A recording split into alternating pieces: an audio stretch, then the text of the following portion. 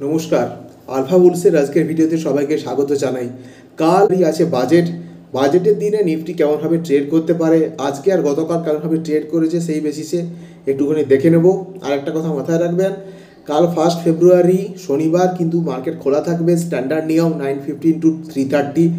তো আপনারা ট্রেড অথবা কেনাকাটা যা কিছু করতে পারেন স্বাভাবিক নিয়মেই সব কিছু চলবে, ব্যাপারটা মাথায় রাখবেন।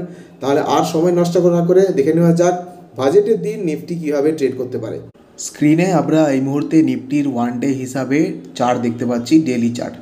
দেখুন, নিফটি গত 3 দিনে 3টি গ্রিন ক্যান্ডেল দিয়ে আপ ট্রেন্ডের সাইন দেখাচ্ছে। লাস্টে নিফটির সাপোর্ট ছিল, যেটা আমি S1 ডিনোট করেছি। দেখুন, এটা আছে 23,000-এ, আর তার আগেরটা ছিল 22,800। 22,800টাকে আমি এর আগে এইখানে 3বার রেজিস্ট্যান্স ফেস করেছিল, তারপর এখানে ব্রেক করে উঠেছিল অতীতে। সো এইখানে একবার সাপোর্ট নিয়েছে, যেটা উঠার সাইন দেখাচ্ছে। এবারে যেহেতু আগামীকাল বাজেট আছে, বাজেটের আগে অতি অবশ্যই সববারই আপনারা দেখতে পাবেন প্রতিটা বারই কিন্তু নিফটি উঠার সাইন দেখাবে, বাজেট হোক অথবা ইলেকশন হোক। দেখুন, ইলেকশনের দিনটা আমাদেরকে ক্লিয়ারলি দেখতে হবে, ব্যাপারটা বুঝতে পারবেন। এই দিনটা ছিল ইলেকশনের দিন, এই জায়গাটা নোটিস করুন। এই দিনটা ছিল ইলেকশনের রেজাল্টের দিন, যখন নিফটি ফল করে তারপরে কিন্তু 2 দিন উঠতে থাকে। নিফটি ইলেকশনের রেজাল্টের আগেও দেখুন, এইখান থেকে আমরা নিফটিকে কন্টিনিউসলি উঠতে দেখছি।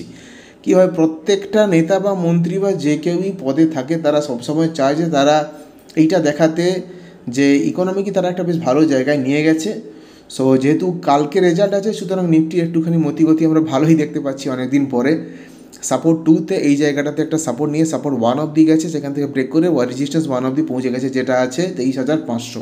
508-এ আজকে ক্লোজিং দিয়েছে, ওই রাফলি 23,500ই ধরুন। সো আগামীকালের জন্য একটা রেজিস্ট্যান্স আমি দেখতে পাচ্ছি 23,600।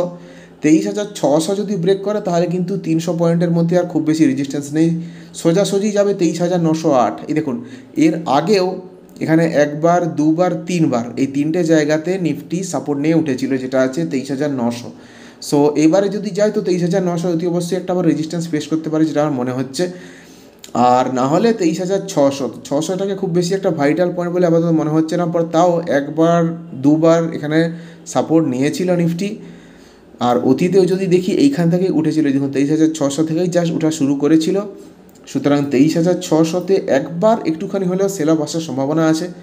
এবারে ডেলির জায়গায় আমি 15 মিনিটের ক্যান্ডেলে দেখছি কোথায় সাপোর্ট আছে আর কোথায় রেজিস্ট্যান্স। আপনাদের সামনে চলে এসেছি 15 মিনিটের চার্ট।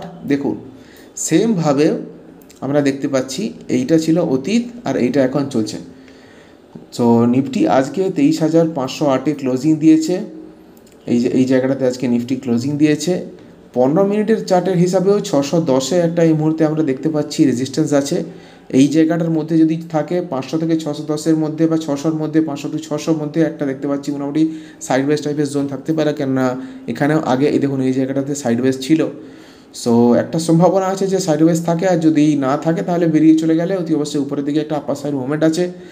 আর যদি নিচের দিকে থাকে তাহলে কোথায় আছে, এই যে জায়গাটা দেখতে পাচ্ছি আমরা 23,300, এখানে দেখুন আমি যদি সাপোর্ট 1টাকে শিফট করে দিই 15 মিনিটের হিসাবে, আপনারা বেটার বুঝতে পারবেন। এই দেখুন, সো এখানে একবার, দুবার, 3বার থেকে 4বার এই জায়গাটাকে রিটেস্ট করেছে। দেখুন, এখানেও একবার, এখানে একবার, এখানে একবার। সো 23,300টা একটা খুবই ভাইটাল জোন হতে পারে। যদি 23,300 ব্রেক করে তাহলে ডাউন সাইডের দিকে মুভমেন্ট দেখতে পাবো। ইন বিটুইন থাকলে 300 থেকে 500-র মধ্যে একটুখানি সাইডওয়েজও যেতে পারে।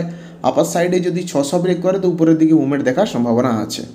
সুতরাং এই ছিল নিফটি অ্যানালিসিস। আশা করছি সবাই বুঝতে পেরে গেছেন। কালকে সবাই অনলাইন থাকবেন কিন্তু মার্কেট আওয়ার্সে, ভুলবেন না। দেখা হচ্ছে পরের ভিডিওতে। সবাই ভালো থাকুন, সুস্থ থাকুন।